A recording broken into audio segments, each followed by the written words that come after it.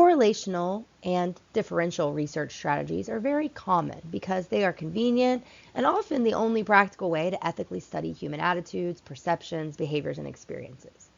However, there are several reasons why results from a single correlational or differential study should be interpreted with caution and never confused with a true experiment that warrants cause and effect types of conclusions. When we discuss correlational or differential research findings, it's best to use words like relationship or tends to and predictor instead of cause and effect. And here's a few reasons why. So there's lots of limitations of these correlational and differential research strategies that really result in a situation where we can't say correlation is causation. So be really, really careful. If you are reading about research or you see somebody share something on social media and the title of it seems very cause-effect, dig in a little bit and see how the research was conducted and make sure that it was a true experiment before you start to change your life based on these findings.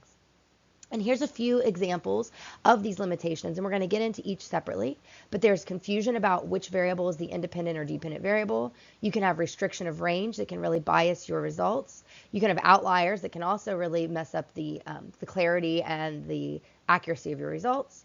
And then unmeasured third variables, which is what we looked at quite a bit with regression. So that's, doing those multiple regression analyses allows you to control for those unmeasured third variables.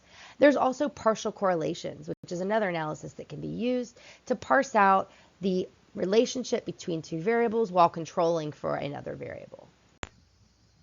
Correlational research is very common because, again, it's easier, it's more convenient, and sometimes it's the only method that we have at our disposal when we're studying things that are more like internal thoughts and processes, or we're studying things that would be difficult to manipulate ethically.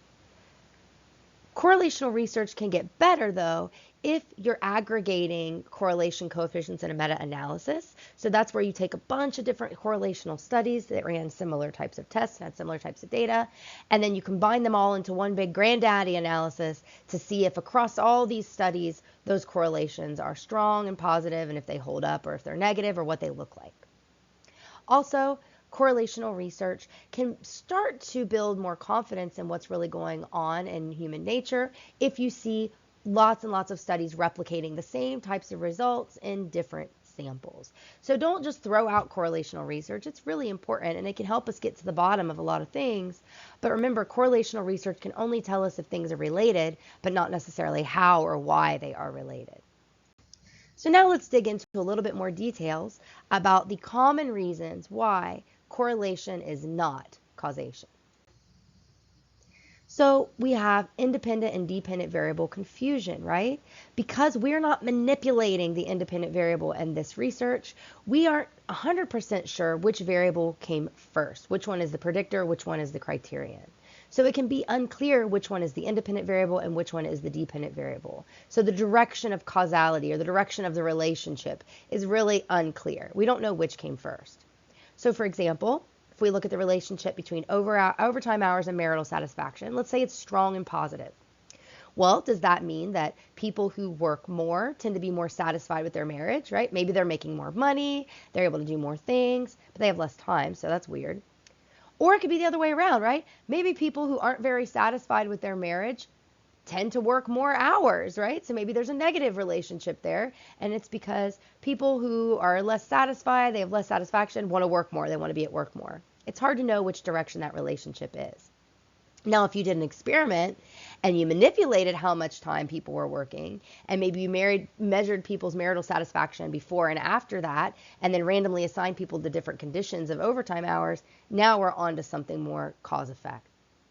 Another example that's kind of classic example from industrial organizational psychology is looking at the relationship between job satisfaction and performance.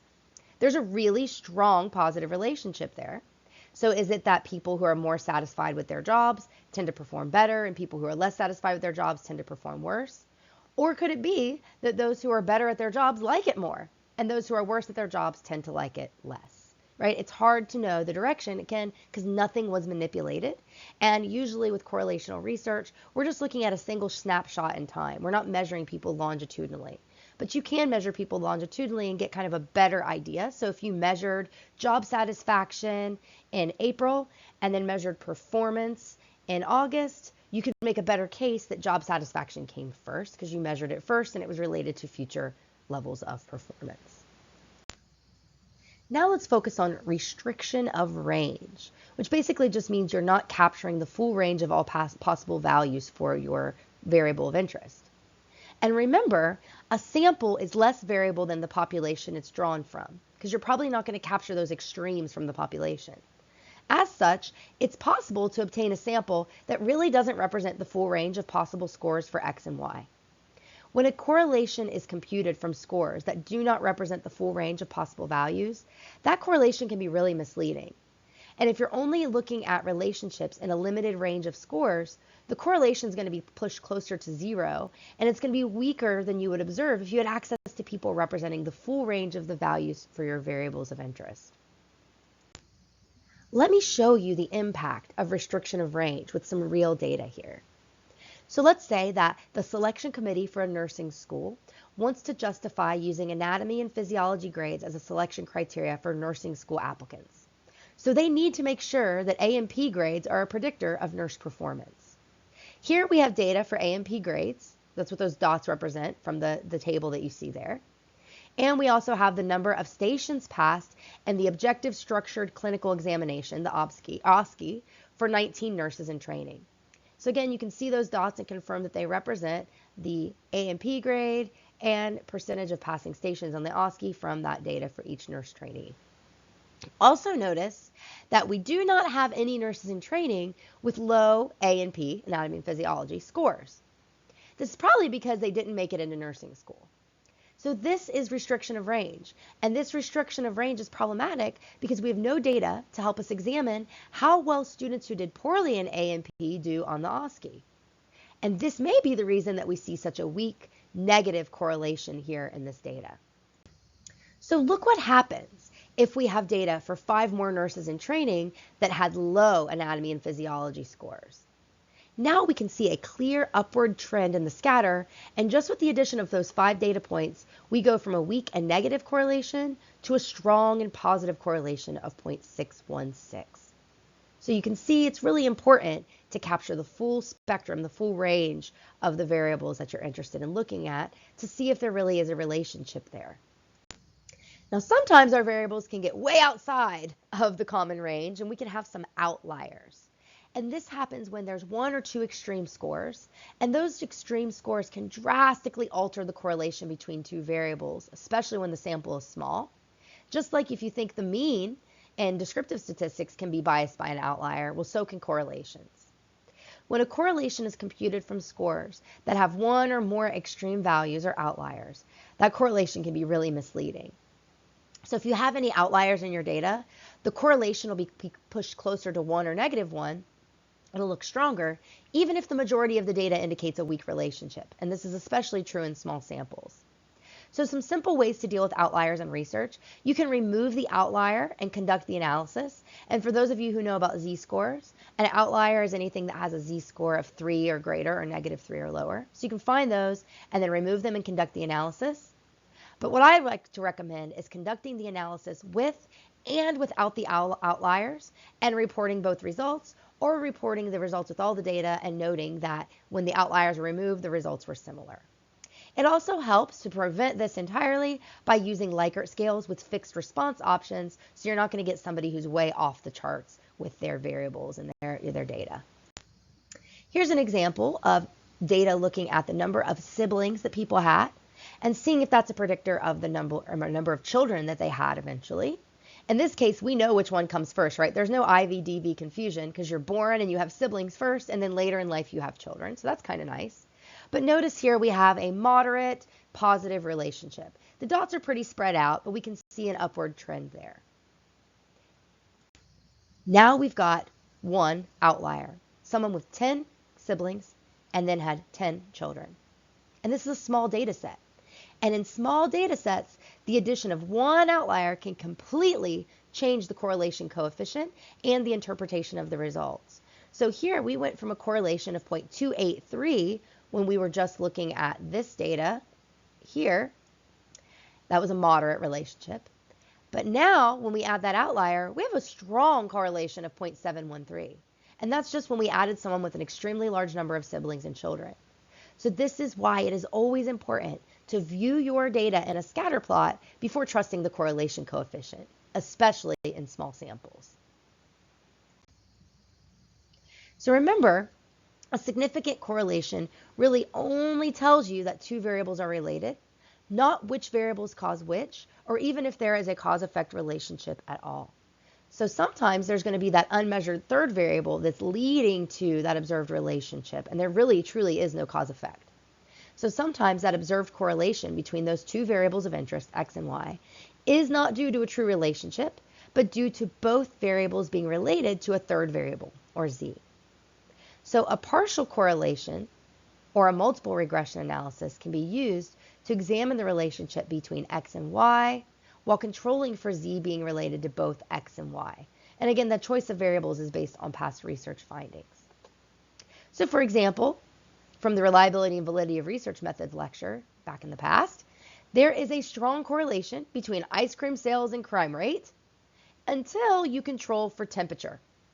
So the correlation between ice cream sales and crime rate goes from 0.85, strong and positive, to after you control for temperature, negative 0.035. And this is with just some sample data.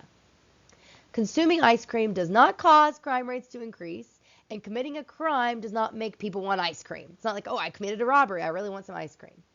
Instead, both ice cream sales and crime rate are related to the temperature outside. Hotter days result in more ice cream sales and more crime.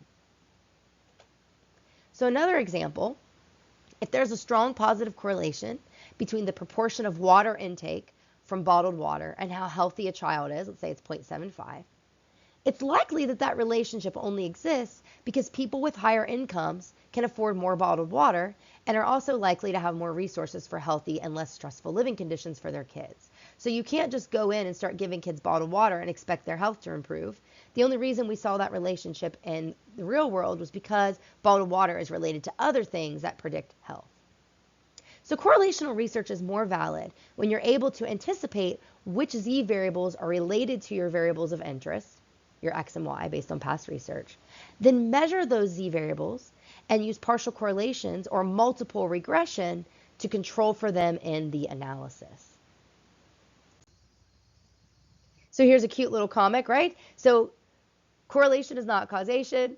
You're not going to, kill someone for an ice cream cone, right? It's the temperature that's really leading to that observed relationship. Here's another example. So after controlling for the average hours spent at work per week, the correlation between number of credit hours and each semester and the college completion becomes weaker. So it goes from 0.75 to 0.552, but it's still strong.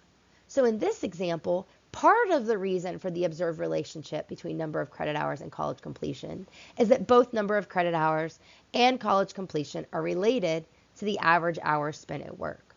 But work hours do not fully explain the relationship between credit hours per semester and college completion. So sometimes you see that too, right? Sometimes the correlation goes from strong to still pretty darn strong. And that just means that that z variable explains some of that observed relationship, but not all of it. Again, this is a way to look at controlling for third variables.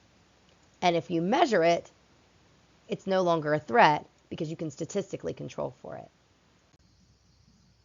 So correlational and differential research is common and useful, but remember, results are not cause-effect. They're not causal.